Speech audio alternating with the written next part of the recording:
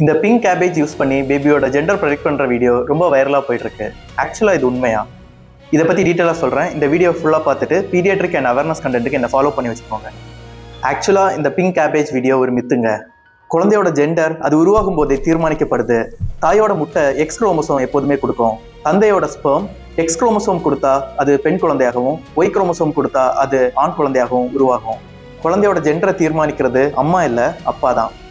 அதனால இந்த cabbage test, ring test, அம்மாவோட வயர் பார்த்து ஜெண்டர் ப்ரெடிக்ட் பண்ணுறது, அம்மாவோட யூரின் வச்சு சொல்கிறது, இது எல்லாமே ஒரு மித்துங்க.